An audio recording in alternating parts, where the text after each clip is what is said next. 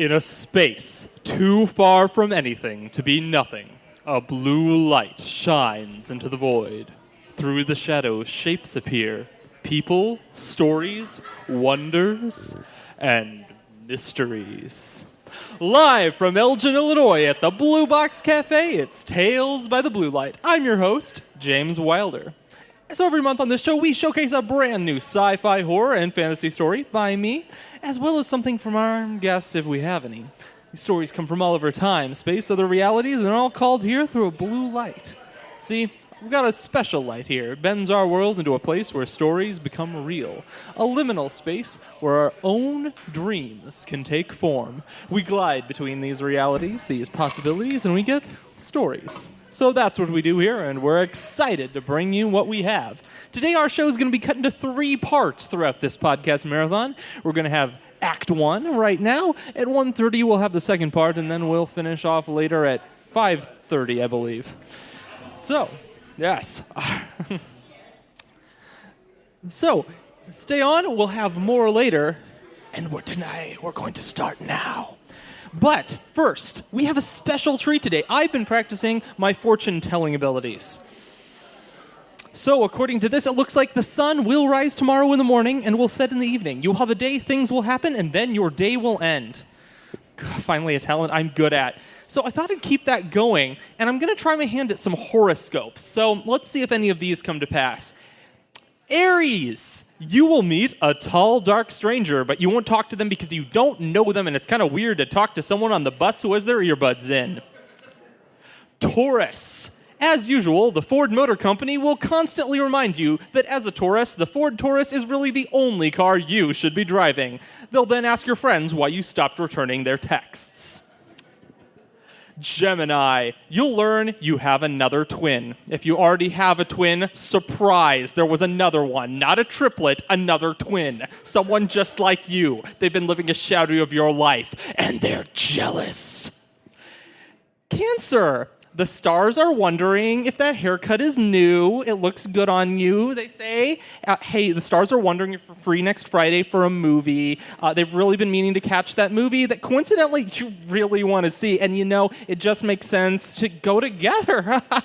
So, call the stars if you want. Not that they care if you do so or not.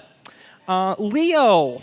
Leos will find themselves turning into a lion on the 3rd day of the waning moon this month. This should be normal to most Leos at this point, but usually, they change into a lion on the 4th day of the waning moon. The stars apologize for the scheduling change. Virgo, you will stare out at the sea. The rolling waves will speak empty words, and you will get the impression that the sea is staring back at you. It is.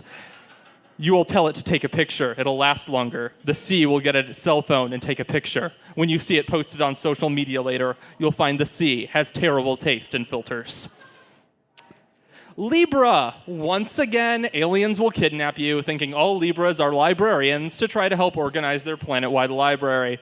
Actual librarians will not have to worry, but other Libras may want to review the Dewey Decimal System. Remember, aliens still use card catalogs. Scorpio.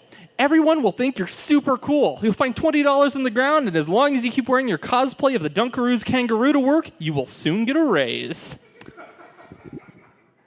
Sagittarius. You'll eat a muffin this week. It will be okay. Capricorn, be wary of anyone who tells you to give up the goat. You worked too hard stealing your neighbor's goats to give them up. You have 97 of them now, and each of them are precious. Aquarius, the witch you sold your future firstborn child to has terrible record keeping, and in fact lost the contract you signed to seal the deal. This frees you up to sell your firstborn child to a second witch so you can get another sweet Overwatch loot crate. Pisces. Go to the grocery store, and when you get to the fish section, make sure to ask all the fish there if their horoscopes from last month were accurate. Keep saying it louder until the fish respond. Yeah, actually, I wouldn't take any of that advice I just gave on a second look. So maybe we should go ahead and get on with our first story of the day. A little science fiction piece we're calling Performance Art. Honestly, I thought the Mona Lisa would have been a cooler painting for us to steal, Graylin murmured, looking at the beautiful swirls of Van Gogh's haystacks. Arch sighed, as much as he could sigh, being that he was a 7-foot-tall cyborg encased completely in an armor like carapace, the sigh itself sounding like the same sigh as the last few sighs Graylin had heard him make, which made her think it was a pre-recorded sound. Everyone has stolen the Mona Lisa. It's been stolen and copied so many times, down to the molecular level, that no one's even sure which is the real one. I hear the Louvre just has an archive of Mona Lisa copies down there.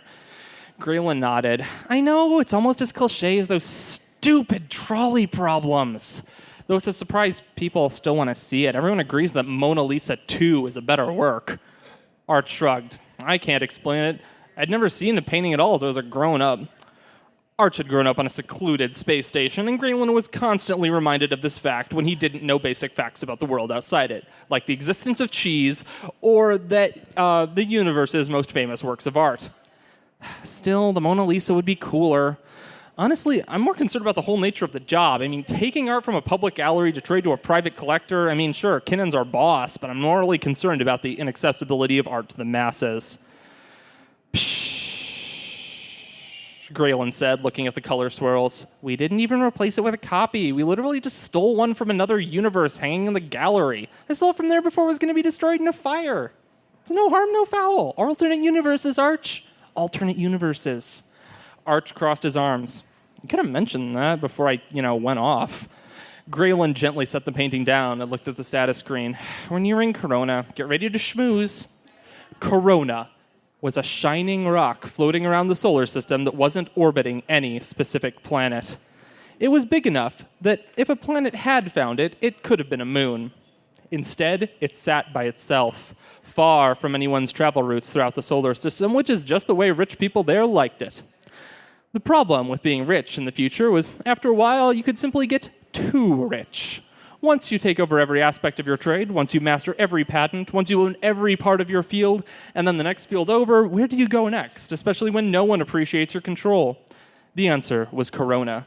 Corona is where the people rich enough to replace every cell in their body over and over again to live as close to forever as they can go to retire. Its surface is completely terraformed. Its artificial gravity a perfect facsimile of Earth. Orbital lights and subterranean heating keep it temperate all year round. It has no night. As Graylin Arch's ship passed over it, they saw the palatial estates of the system's mega-rich. Each owned a plot of land they did with as they saw fit. One had built a complete theme park, another a zoo. Another had left the space virtually empty, aside for a small house in the center.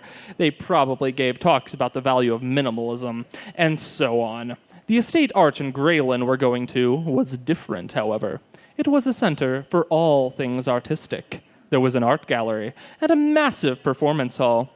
Graylin had heard ballets and operas were staged there live every night for the estate's owner, whether or not he decided to attend. This place is just an ode to waste, Arch said. Then let's hope it's not a waste of our time, Gray replied. They landed at a private docking pad where they were greeted by servants. They were ushered through lavish hallways, hand-painted with murals all the way through and into an office. The door shut behind them, and they were left alone with the man they were there to meet, Vasily Zhukov, the art czar. Welcome. So I see your boss wasn't kidding about her talents. That piece was never for sale. Frustrating to no end, of course, and you snatched it up in an instant. I must say I'm surprised, if skeptical. Scan it for yourself, Graylin said simply.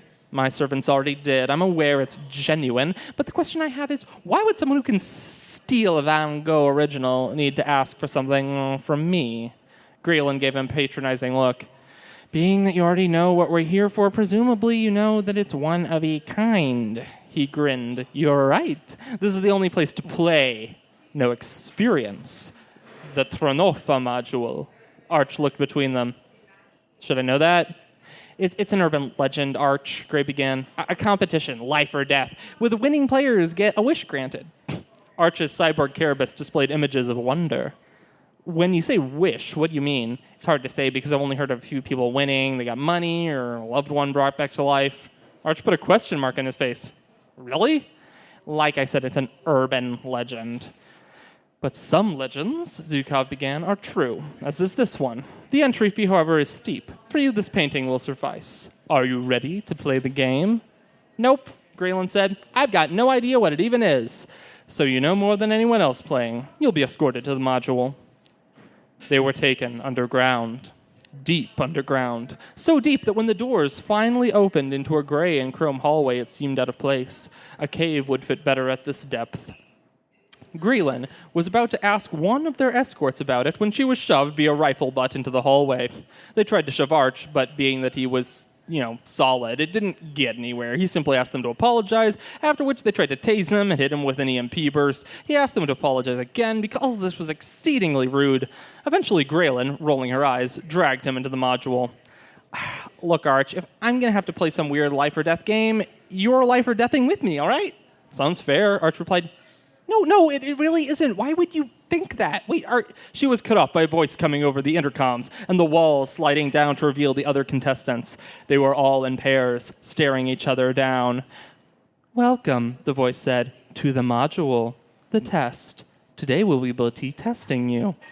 The floors began to move, and suddenly Arch and Graylin were standing over a view of many train tracks, one set for every pair. Below you are forking train tracks. On them we have placed clones. If you do nothing, the train will run over 5 clones we have placed on the track. If you pull this lever, however, a lever rose from the floor, you instead kill the 1 clone on the other track. You have 30 seconds. Arch froze. What the hell? He said. Graylin rolled her eyes, but didn't hesitate. She ran to the lever. While Arch watched in horror. They're killing people for this game. Yes, Graylin said, and jiggled the lever. The trains did what they did, and the other contestants looked away horrified. Graylin didn't look away. She focused, and as the train got close, she jiggled the lever, and the train went off the track as she moved the little track switcher to neither one track or the other. Instead of hitting either group of clones, it veered off, bouncing and turning over. The clones on her track all remained safe. Well, at least the ones on Graylin's track. Error, the voice said. Incorrect submission. Graylin looked up the speakers. Test, what was the purpose of that test? The trolley problem is a classic. No, it's don't call the trolley problem a classic. And what was it supposed to prove? It was supposed to show something about your choices in situations as such. Which option would you choose? I demonstrated my choice. I chose neither. It's a dumb problem. There was silence. Affirmative. Respondents with less survivors from this test than the highest rated choice will now be exterminated. Arch's face showed an exclamation mark. That isn't good, Graylin thought. Test? What happens at the end of the test? All surviving contestants are sent home. The winner receives a wish. And if I were to be the only surviving contestant, would I win? Affirmative. Then if I'm about to be the only surviving contestant, meaning the other contestants are now below me, if I'm alone, I have won. If it's inevitable I have won, the contest is over, so there's no need to kill them. Suddenly, the room vanished, and Arch and Graylin found themselves in a white, empty room. Contestant answers are acceptable. Round 1 complete. Graylin looked back at Arch. That wasn't real? Is that some sort of hologram? Apparently, Arch said, but we need to be on our watch. Graylin sighed. I was hoping for a giant urban legend facility we'd have to do more than a cliche trolley problem. She looked back at Arch, but he wasn't there. Arch? Arch isn't going to help you, she heard a voice say, and Graylin spun around to see herself. Or rather, herself in a decade. She was wearing nice business clothes, her glasses especially nice. Graylin shrunk back at herself. And you're clearly not going to help yourself. Shut up, Graylin said. Did I hurt your feelings? She said to herself. Poor little Graylin, abandoned by everyone again, desperate for companionship. Pathetic, honestly. Graylin clenched her teeth, closed her eyes. I told you to shut... She opened her eyes. Of course. I'm not afraid of you, Graylin said. The other Graylin laughed, but she kept talking. You're just another part of this simulation, which is apparently tailored to us, because that's what this machine really is. It's not a big facility. It's probably just a box, isn't it? We never got in an elevator. We're still in the box. We just think we're in the box. I hate trolley problems, so we got one. I hate myself, so I had to confront me. Oh my gosh, it's just jacking into our brains. What a disappointment. Graylin sighed and looked around. So it's all a fake simulation. Yay, did I win? The world vanished. Well, sort of, a voice said into her head. But that wasn't very entertaining. You were supposed to have to make choices. And hi, Zukov, Graylin said. This wasn't that challenging. I designed it. It's supposed to be nigh impossible. Graylin pulled her lips back over her closed teeth.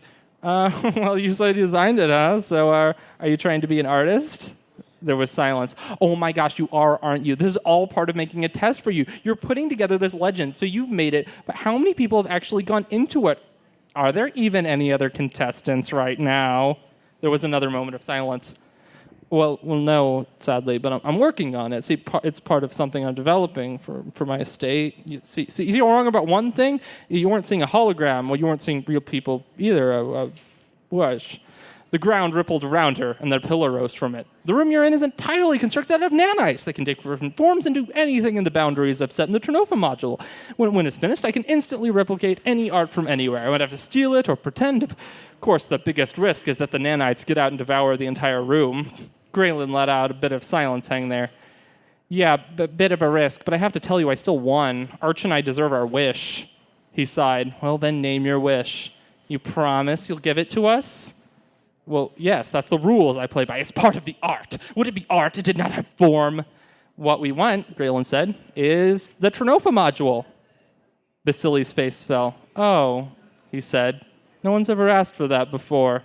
I thought not, Graylin said. Don't worry, it's one of a kind. I'm sure you can hire someone to steal another one. She heard him throwing something across the room. You know what? I don't have to give you anything. After all, no one knows you're here except your boss, and I can deal with her. I have my own military. I can do anything I like. Graylin sighed. You made a few mistakes here, Zukov. First off, Arch is a cyborg. He's part computer. He can interface with stuff. You built a thing out of mini computers. I don't know where he is, but you just admitted this whole thing is a fancy piece of tech. Graylin smirked. I hate to see Arch let this thing loose. That would be apocalyptic. They're nanites. They could turn the whole moon into gray goo. You can't just take this thing out. We stole a painting. We can steal this. And Zukov, you should be glad. I mean, when was the last time you get to see performance art this good? Thank you.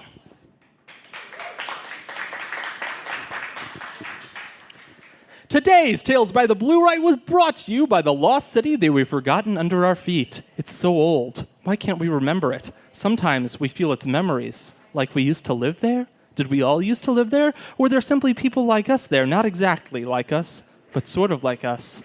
They had our faces. How did they get our faces? The lost city sits and waits. It's always there. And now, with great new travel deals from Dark Vision Travel, you can visit the place you see in your nightmares today. Call your service representative by drawing their sigil on a paper and placing it under your pillow before you sleep. The Forgotten City. If it's so forgotten, why are we talking about it? Maybe we need a new name for it. All right.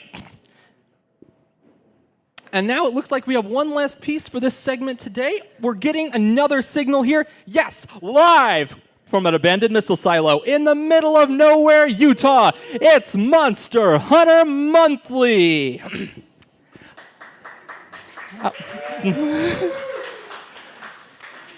Hi, everyone. It's your long-suffering host, Magpi Jones, here with your monthly update on monstrous goings-on and the lives of the hunters who hunt them. What am I doing? Well, I'm still trapped here in this silo, alone, trying to educate hunters to not do obvious things that get them killed, like that's ever worked. So here I am, hoping to do something, and no one's heeding my advice as usual. You know, I gave advice a few months ago on how to deal with a critter, and explicitly told you guys to not do something, and here we are. I'm getting letters out of Salt Lake City that some hotshot hunter got eaten by werewolves because he didn't follow basic safety protocols. So look, today we're going to talk about a pretty popular topic, so get out your notepads, because today we're talking about zombies. Now, we've talked about zombies before because the thing that always gets missed when talking about them is that not all zombies are caused by viruses. Virus zombies are surprisingly easy to deal with. For some reason, despite all viral diseases, not having a panacea to cure them in general, wacky scientists with a lab consisting mostly of gizmos that photograph well seem to be able to cure the disease, but only just in time that the zombies are breaking into the lab and you have to rescue them. They're such drama queens.